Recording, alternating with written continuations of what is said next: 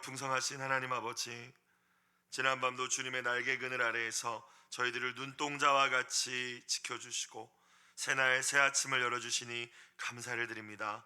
이 시간 우리의 눈을 열어 주의 법의 기이함을 보게 하여 주시고 피곤한 육신은 새 힘을 얻고 낙심한 우리의 마음들이 용기를 얻게 하여 주시옵소서. 주님, 우리의 신앙이 날마다 성숙하게 하여 주시어서 언제나 나 홀로 만족하는 어린아이와 같은 신앙에서 이제는 벗어나게 하여 주시고 타인의 아픔을 공감할 줄 아는 예수님의 마음을 품게 하여 주시옵소서. 영원한 반석이요 살아있는 소망이 되시는 예수님의 이름으로 기도드리옵나이다. 아멘.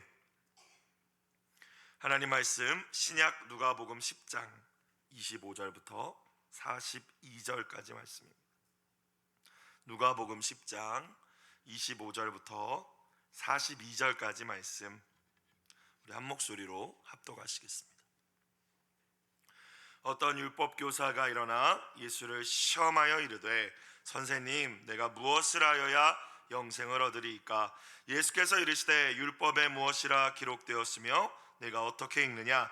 대답하여 이르되 내 마음을 다하며 목숨을 다하며 힘을 다하며 뜻을 다하여 주 너의 하나님을 사랑하고 또한 내 이웃을 내 자신같이 사랑하라 하였나이다. 예수께서 이르시되 내 대답이 옳도다. 이를 행하라. 그러면 살리라 하시니 그 사람이 자기를 옳게 보이려고 예수께 여짜오되 그러면 내 이웃이 누구니까?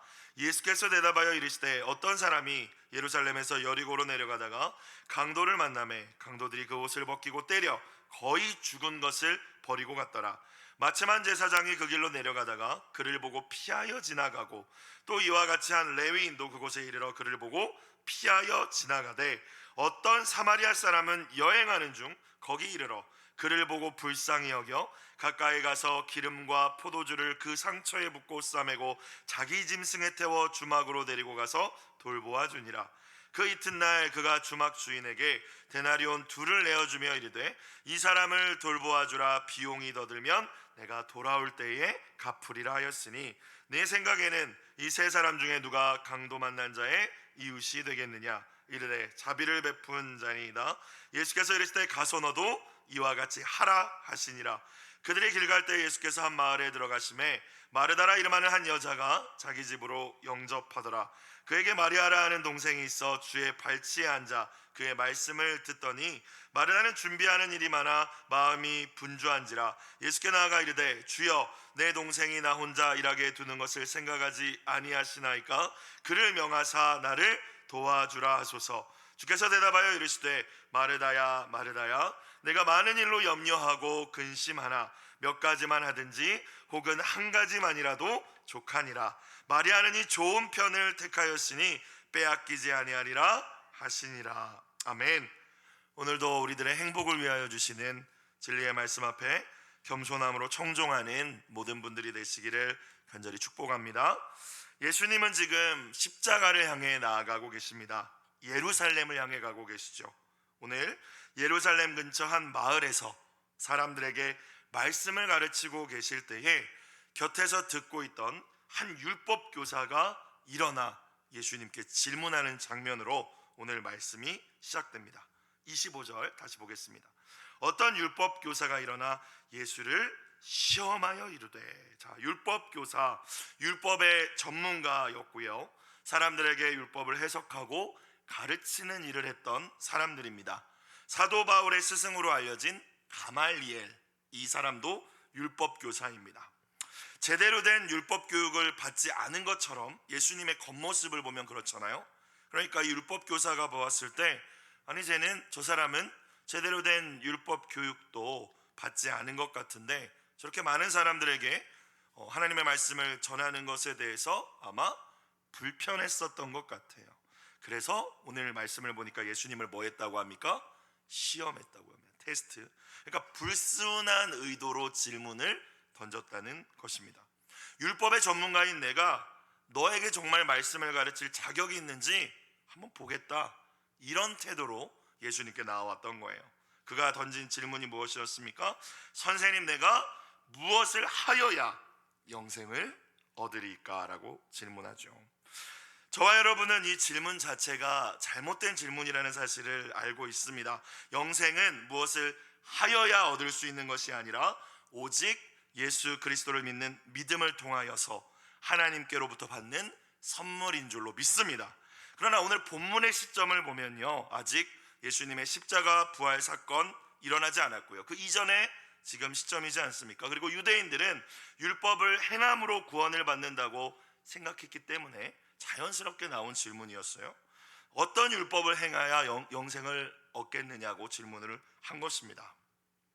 사실 율법 교사의 의도는 율법이 엄청 많은데 또 바리새인들이 만들어 놓은 그 세세한 규정들도 엄청 많았는데 그 중에서 어떤 계명이 가장 중요한지, 율법의 핵심이 되는 계명이 무엇인지, 그리고 그 핵심이 되는 계명을 지켜야 영생을 이룰 수 있다라고 이제 생각을 한 것이죠. 그렇기 때문에 본인은 알고 있으면서 시험하기 위해서 예수님께 질문을 던졌던 것입니다. 자, 그런데 예수님께서 이 율법 교사에게 답을 주시지 않으시고 역질문을 던지시죠. 26절, 예수께서 이르시되 율법에 하나님의 말씀에 무엇이라고 기록되었으며 내가 어떻게 읽느냐라고 물으십니다. 주님은 얘가 나를 시험하려고 물어보는구나 라는 것도 알고 계셨던 거죠. 그러니까 너가 답을 알지 않느냐? 네가 말해봐 라고 질문을 다시 되돌리십니다. 네가 어떻게 읽느냐? 어떻게 그 말씀을 해석하고 이해하고 적용했느냐라는 말씀입니다. 하나님의 마음과 하나님의 뜻을 알기 위해서 우리는 기록된 말씀인 성경을 읽어야 합니다. 그런데 눈으로만 읽는 것이 아닙니다. 또 성경의 지식을 쌓는 것으로 만족해서도 안 되죠. 기록된 그 말씀을 통해서 우리는 하나님의 음성을 들을 수 있어야 할 줄로 믿습니다. 그래서 예수님께서는 네가 어떻게 읽느냐라고 물으신 거예요. 이 질문이 우리에게도 중요합니다. 그리고 이 질문에 매일매일 답하기 위해서 묵상이 중요한 것이죠. 같은 본문을 통해서도 하나님은 다른 음성을 주실 수 있기 때문입니다. 묵상에는 두 가지 측면이 있지 않습니까? 나의 지성을 사용하는 영역이 있습니다. 본문을 유심히 관찰하고 해석하고, 하지만 그것만으로 충분하지 않죠. 반드시 성령님께서 조명해 주셔야 그 말씀을 통하여 주시는 하나님의 마음과 하나님의 음성을 들을 수 있을 줄로 믿습니다. 아무리 내가 똑똑하다고 할지라도 말씀을 통하여서 그 똑똑만 가지고 하나님의 음성과 하나님의 뜻을 알 수 있다는 것이 아니죠. 성령님의 도우심이 절대적으로 필요한 것입니다. QTI 유치부 큐티 책에 보면은 큐티를 시작하기 전에 이렇게 기도하세요 라고 적혀 있어요. 하나님 말씀을 읽을 때 바르게 깨닫도록 도와주세요. 아이들도 할 수 있는 기도인데 하랑이를 큐티를 애기였을 때부터 시킬 때 같이 했던 기도입니다. 근데 참 좋은 기도이지 않습니까? 사랑하는 여러분, 말씀을 읽을 때 바르게 깨닫도록 성령님 도와주세요. 그렇게 기도하심으로 성령님의 도우심을 구하고 의지함으로 기록된 말씀을 가까이 하시면서 하나님의 진짜 마음을 깨닫는 저와 여러분이 되실 수 있기를 주님의 이름으로 축복합니다. 네가 어떻게 읽느냐라고 물으시니까 율법학자가 자신감 있게 대답합니다.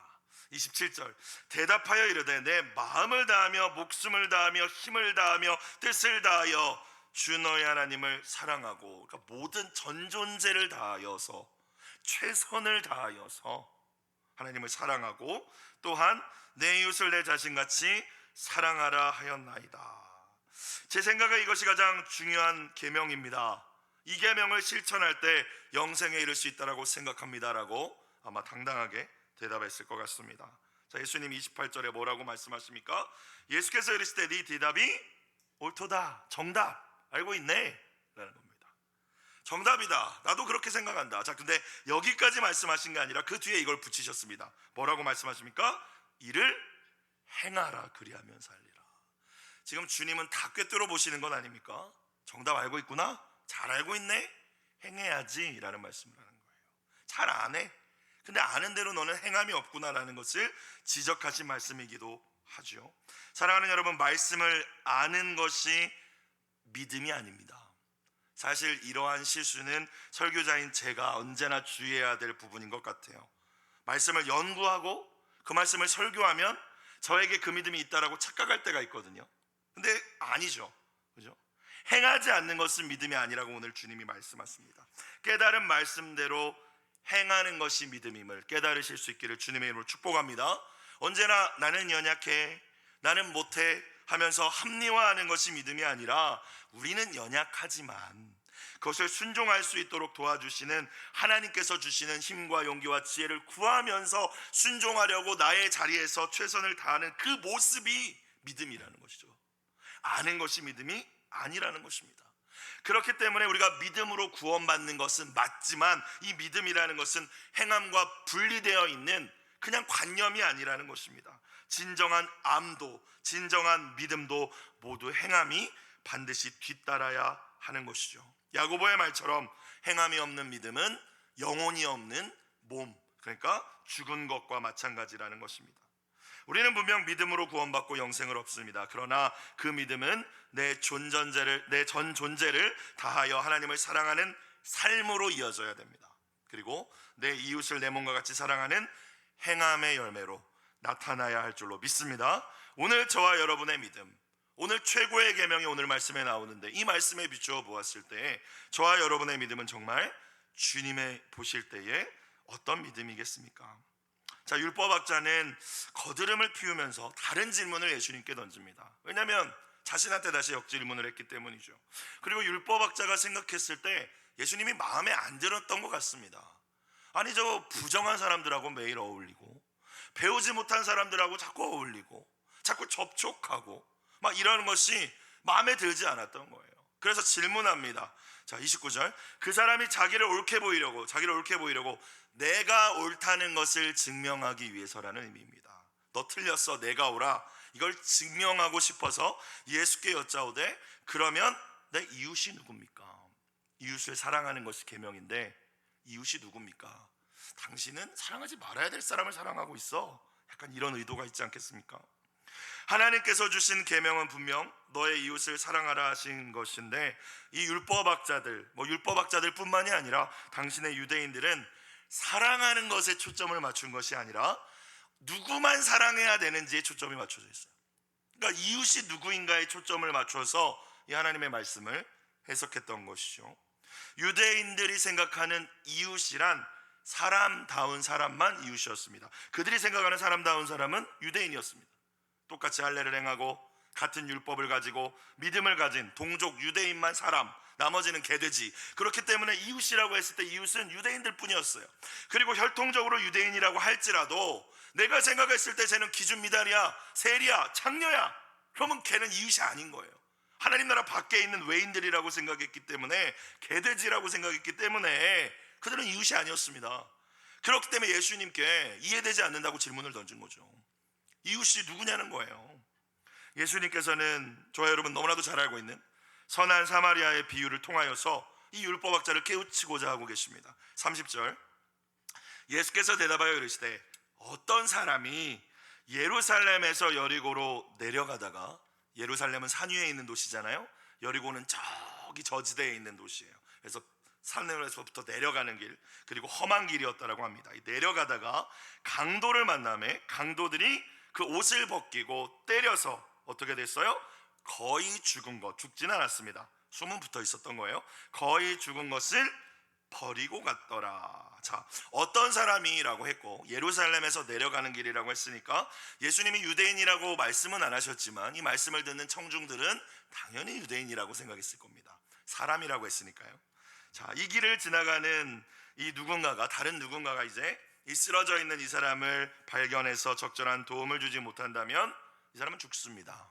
이런 상황을 예수님께서 이제 이야기로 이제 스토리를 세팅하시고 이야기를 하기 시작하십니다. 자, 다행히 마침 한 사람이 지나갑니다. 31절, 마침 한 제사장이 그 길로 내려가다가 그를 보고 피하여 지나갔다. 그를 보고 꿈틀거리는 걸 봤겠죠. 숨이 붙어있는 것도 저는 봤을 거라고 생각합니다. 근데 피하여 지나갑니다. 여러분, 제사장이 누굽니까? 유대인들의 종교 지도자입니다. 쉽게 얘기하면 오늘날의 목회자라고 생각할 수 있겠어요. 가장 존경받는 사람, 율법에 관한 지식도 가장 많고 사람들을 가르치는 사람, 성소에 들어가서 일반인들은 할 수 없는 하나님께 분향하는 일을 했던 사람들입니다. 아마 그도 예루살렘에서 성전에서의 직무를 마치고 그 길로, 이 사람이 강도 만났던 그 같은 길로 내려가다가 여리고를 향하여 가다가 이제 발견한 것입니다. 근데 그를 보고 피하여 지나갔다. 이 의미는 무엇입니까? 못 본 채 하고 의도적으로 다른 길로 피해 갔다라는 의미입니다. 유대인들은 시체를 부정하게 여겼기 때문에 시체인가 봐 생각해서 피해 간 걸 수도 있겠죠. 그러나 최소한 생사 여부는 파악해야 하지 않았겠습니까? 가까이 가서. 근데 그렇게 하지도 않았어요.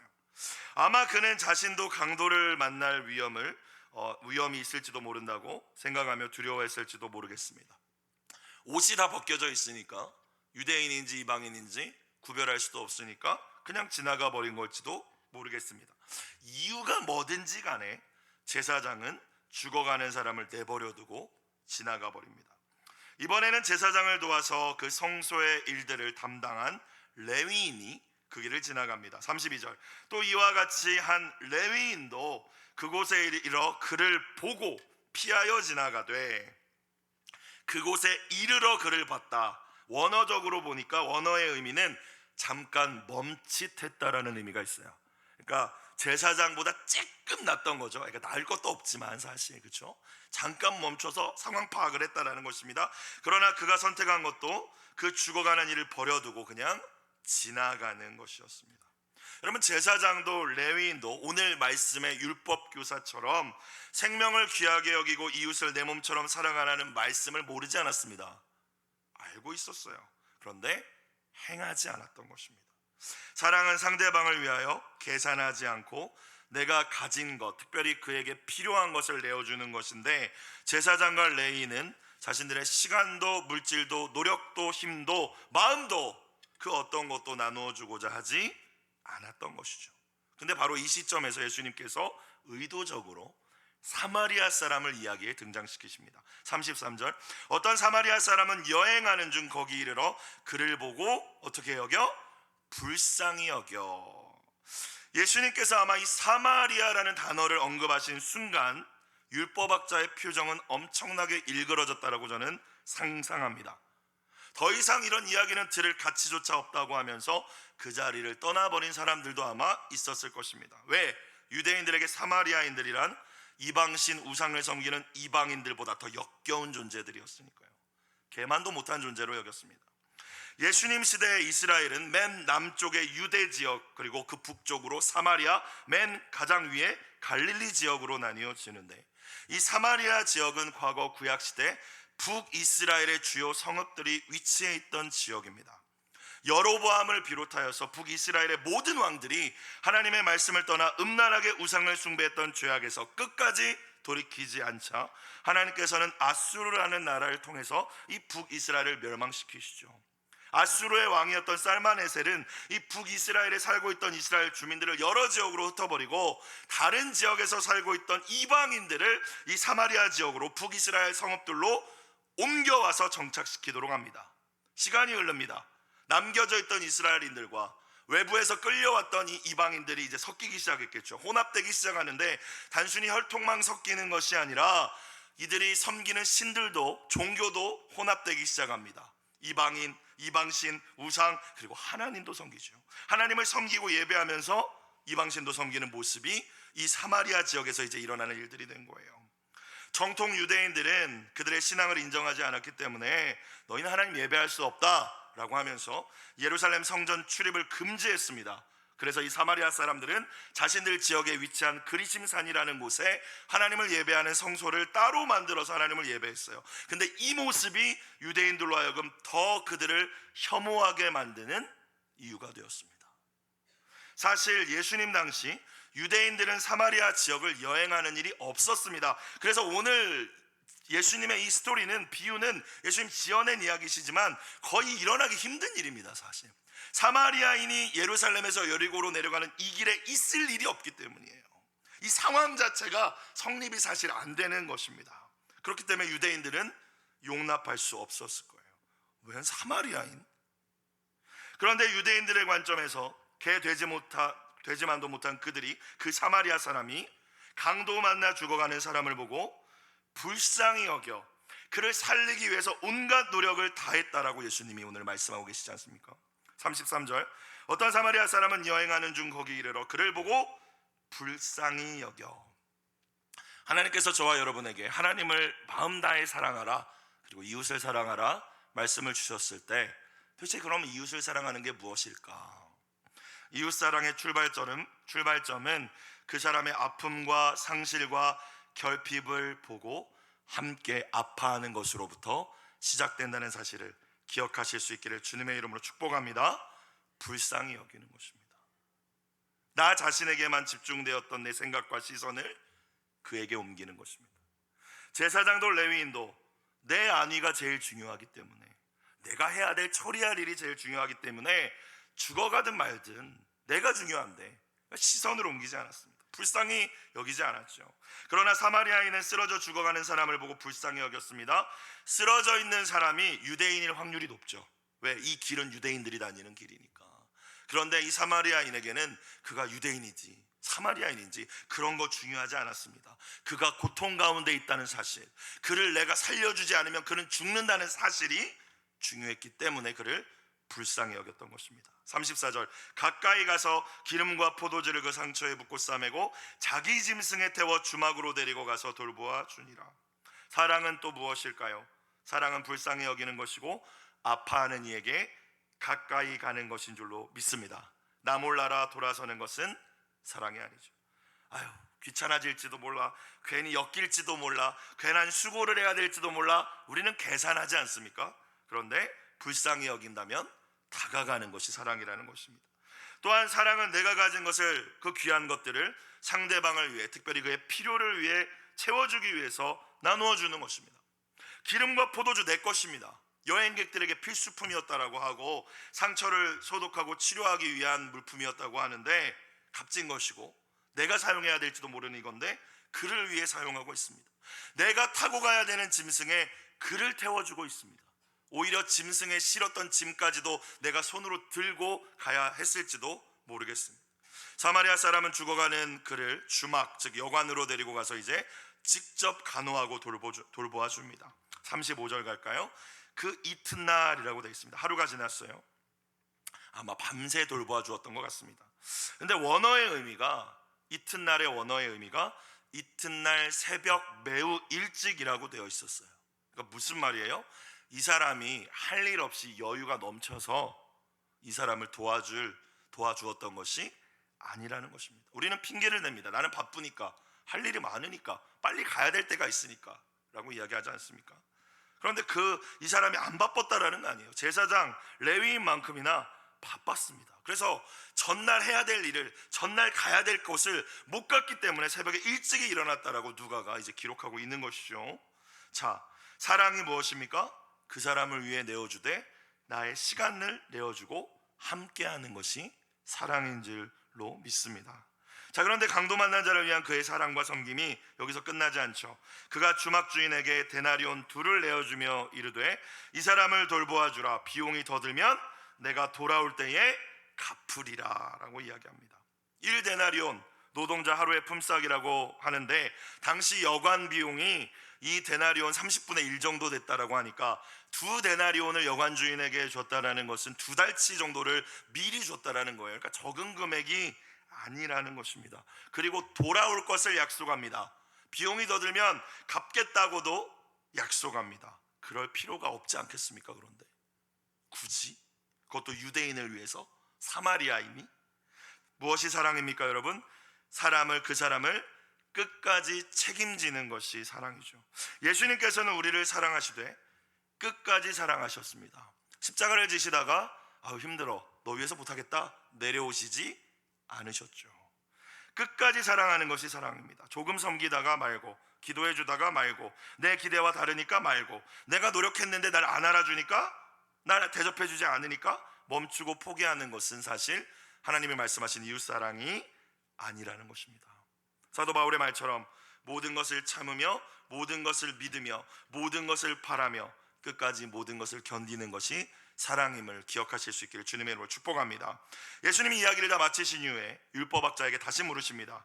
네 생각에는 이 세 사람 중에 제사장, 레위인, 그리고 사마리아 사람 중에 누가 강도 만난 자의 이웃이 되겠느냐라고 물으십니다. 율법학자가 예수님께 던졌던 질문은 누가 내 이웃입니까? 어디까지 사랑해야 됩니까? 라는 질문이었는데, 예수님은 이 질문에 대해서 누가 강도 만난 자의 이웃이 되겠느냐라고 답하셨어요. 즉, 이웃사랑이라는 계명을 우리가 실천함에 있어서 내 기준으로, 편견으로 이웃을 제한하고 편가르게 하는 것은 하나님의 뜻이 아니라는 것입니다. 내가 생각할 때 사랑할 만한 사람만 사랑하는 것은 하나님이 원하시는 참된 이웃사랑이 아니라고 말씀하신 것입니다. 고난당하는 이들이 보인다면, 슬픔 가운데 있는 이들을 만난다면 그가 누구이든지 네가 그의 이웃이 되어주어 그를 사랑하라 말씀하신 것인 줄로 믿습니다. 자, 그런데 오늘 말씀을 보니까 율법학자는 끝까지 자기 고집을 내려놓지 않은 것 같아요. 37절 볼까요? 사마리아인입니다라고 대답하지 않죠. 이르되 자비를 베푼 자니이다. 아직도 그의 입에 담기조차 싫어했기 때문입니다. 인정하고 싶지 않았던 거예요. 예수께서 이르시되 가서 너도 이와 같이 하라 하시니라. 성경에 나와 있지는 않지만 저는 이 율법학자가 깨닫고 회개하고 이웃사랑을 실천하는 사람으로 변화되기보다는 예수가 나를 공격했다고 모욕했다고 생각하며 돌아갔을 거라고 저는 생각합니다. 여러분은 만약 이 상황이라면 어떻게 반응하시겠습니까? 너가 그의 이웃이 되어줘라. 그는 내 이웃이 아닙니다, 주님. 아니야, 네가 그의 이웃이 되어주라 라는 말씀 앞에 여러분은 어떻게 반응하시겠습니까? 그만큼은, 그 사람만큼은 내가 절대로 사랑하지 않을 거라고 고집 부리면서 오늘의 율법학자처럼 돌아서서 돌아가고 계시지는 않으십니까? 오늘 공동체 기도 제목을 보니까요, 앞으로 삶을 대신하지 않고, 알므로 삶을 대신하지 않고 사랑을 행하고 참 이웃이 되는 삶을 살게 하소서라고 나와 있습니다. 그렇게 오늘 하루를 살아내시는 모든 분들이 되시길 주님의 이름으로 축복합니다. 이제 다른 스토리가 이어지네요. 38절, 그들이 길 갈 때에 예수께서 한 마을에 들어가심에 마르다라 이름하는 한 여자가 자기 집으로 영접하더라. 요한복음을 보면 이 마을이 베다니라는 예루살렘 근처에 있었던 마을이라는 것을 우리는 알 수 있습니다. 그리고 이 마르다라는 여인은 마리아라는 여동생을 가지고 있었고 나사로라는 오빠를 가지고 있었던 여인이라는 것도 우리는 알 수 있습니다. 그리고 이미 예수님과의 친밀한 관계를 가지고 있었기 때문에 아마 예루살렘 근처를 지나는 예수님을 자신의 집으로 초청하여서 대접하기 위해서 예수님을 영접했었던 것 같아요. 39절, 그에게 마리아라는 동생이 있어 주의 발치에 앉아 그의 말씀을 듣더니, 발치에 앉아 말씀을 들었다는 것은 사모함으로 말씀을 들었다는 거죠. 자, 그런데 당시 사회적인 통념상 집에 손님이 왔는데 그 손님이 랍비 또는 선생님이실 때 말씀을 듣는 것은 남자들의 몫이었습니다. 여인들은 음식을 준비하는 거였어요. 그게 사회적인 통념이었고 당연하게 여겨지는 것이었는데 마리아가 그걸 깬 것이고 예수님도 그 마리아를 내버려 두십니다. 자, 그런데 이 모습을 계속 지켜보고 참고 있던 마르다가 아마 분노가 폭발했던 것 같아요. 40절, 마르다는 준비하는 일이 많아 마음이 뭐한지라 분주한지라 예수께 나아가 이르되 주여 내 동생이 나 혼자 일하게 두는 것을 생각하지 아니하시나이까 그를 명하사 나를 도와주라 하소서. 우리는 언제 교회 일하다가 평정심을 잃고 화를 내거나 마음이 상합니까? 너무 분주할 때입니다. 너무 여러 가지 일로 바쁠 때 우리는 시험에 빠지거나 마음이 상합니다. 내가 스스로 세운 계획 안에서 분주하기보다 언제나 주님이 원하시는 그 한 가지 일에 집중할 수 있는 저와 여러분이 되시길 주의 이름으로 축복합니다. 여러분, 마르다도 예수님 사랑했습니다. 예수님께 최고의 대접을 해드리고 싶었을 거예요. 그런데 그 분주함 가운데 주님 앞에 머무르는 시간을 놓쳤기 때문에 사랑을 잃어버렸습니다. 사랑이 없으면 아무것도 아니지 않습니까? 마리아만 못마땅한 것이 아니라 그 못마땅함이 누구에게까지 간 거예요? 예수님도 못마땅한 거예요. 예수님까지 못마땅해서 지금 이렇게 이야기하고 있는 거 아닙니까?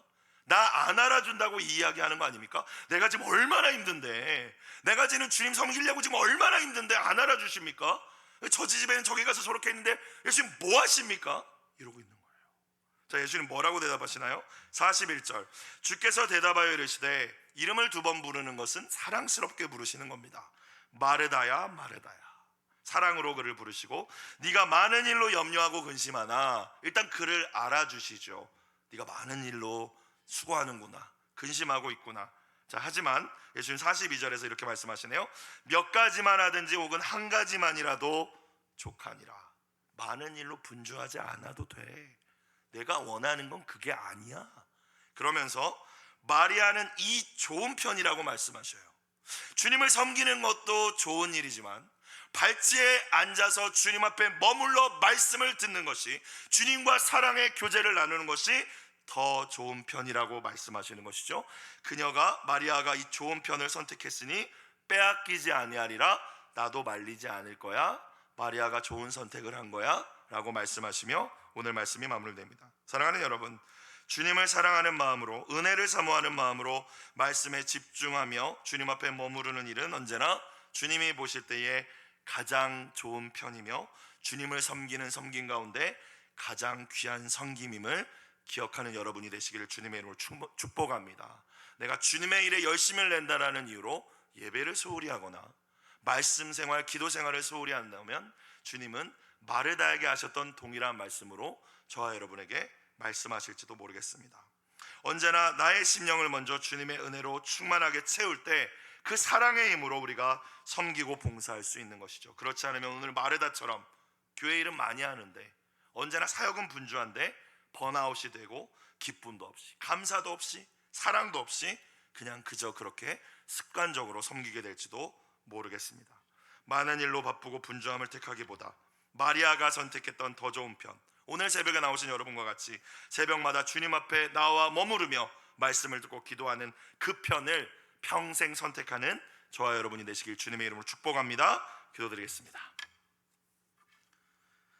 사랑과 은혜가 풍성하신 하나님 아버지, 이기적이고 자기중심적인 저희는 하나님이 원하시는 이웃사랑을 실천한 능력이 없음을 고백합니다.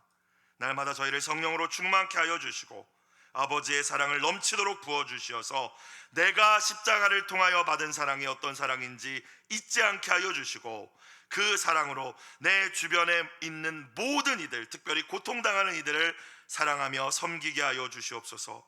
말과 혀로만 사랑하는 것이 아니라 나의 시간과 물질과 소중한 것들을 계산하지 않고 내어줌으로 진짜 사랑을 실천하는 이 하루를 살게 하여 주시옵소서. 예물 드린 손길을 주님 기억하여 주시고 자녀들을 위하여 드린 눈물의 기도에 선하게 응답하여 주옵소서. 우리 주 예수님의 이름으로 기도드리옵나이다. 아멘. 주기도문 드리겠습니다.